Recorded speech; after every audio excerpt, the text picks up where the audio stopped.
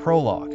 Vanishing into the abyss, the screams of Dr. Elliot Carter, Anna Ristier, James Holloway, Daniel Rourke, and Freya Magnusdottir were swallowed by the howling winds as the ice collapsed beneath them, plunging them into darkness. The last thing Elliot saw was the massive black disk hovering above, its surface shimmering with unnatural light.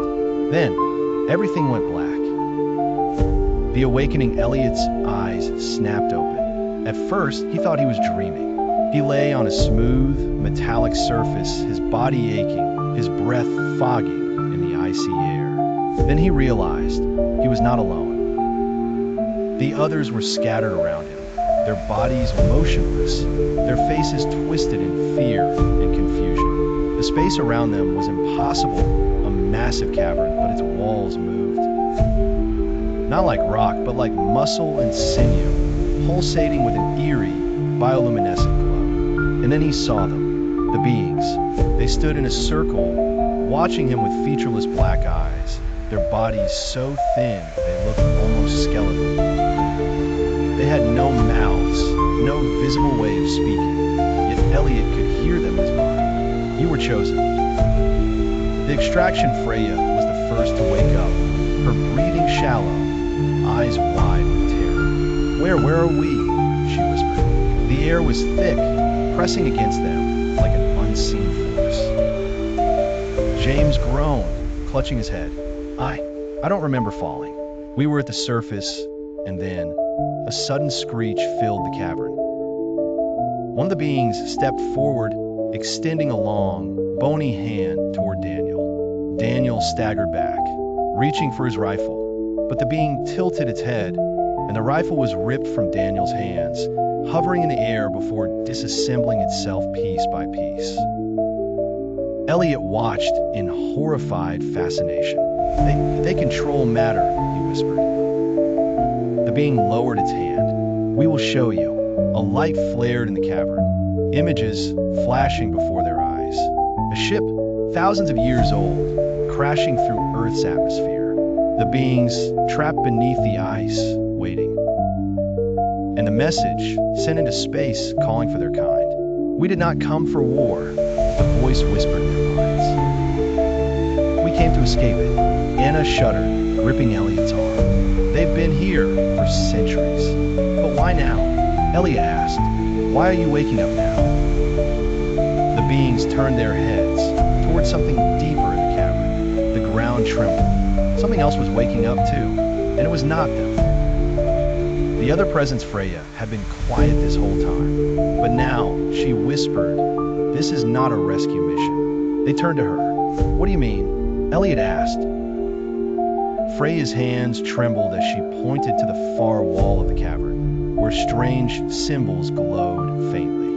These aren't warnings, they're containment seals. Daniel's face paled. Are you saying they weren't trapped here? Freya nodded. They were keeping something else locked away. James let out a shaky breath. Then, what the hell is in here with us? The answer came in the form of a low, guttural sound. A growl. Something beyond the reach of light began to stir. The hunter in the dark, the alien beings, stepped back, their movements unnatural and stiff. We are not alone, the voice whispered in their minds. Then the shadows moved. A monstrous shape emerged from the darkness, larger than any human, its body shifting between forms like liquid shadows. But its eyes, they burned red. James stumbled back, his breath catching in his throat. Oh my God, this was something else. Something not of the same origin as the beings before them. It was ancient, malevolent, and it was hungry. The cavern shook violently, and the creature lunged forward. The beings reacted instantly, their hands raised as a bright energy shield formed. Run, the being's voice echoed in their heads. Elliot didn't need to be told twice.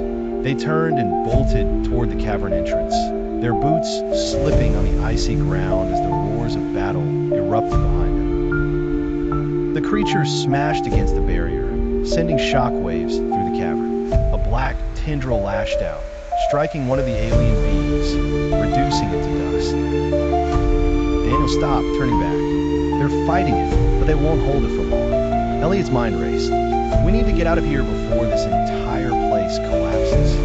But then, James let out a piercing scream. A second shape had emerged from the darkness, and this one was coming for them.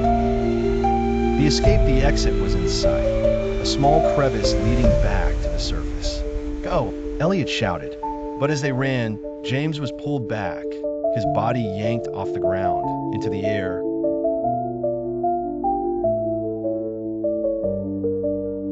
Virat froze in horror, staring into the black abyss. He's gone. Freya grabbed him, forcing him to move. We can't stop. The remaining four stumbled through the crevice, emerging onto the icy surface. But something was waiting for them. The ship above the glacier, the same black disk, had begun to descend. The ice cracked beneath their feet.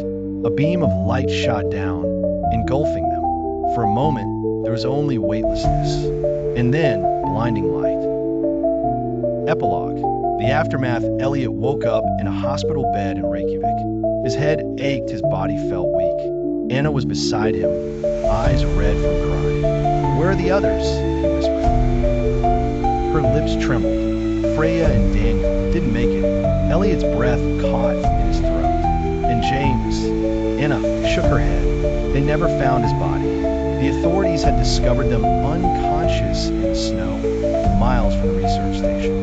The ship was gone. The cavern had collapsed.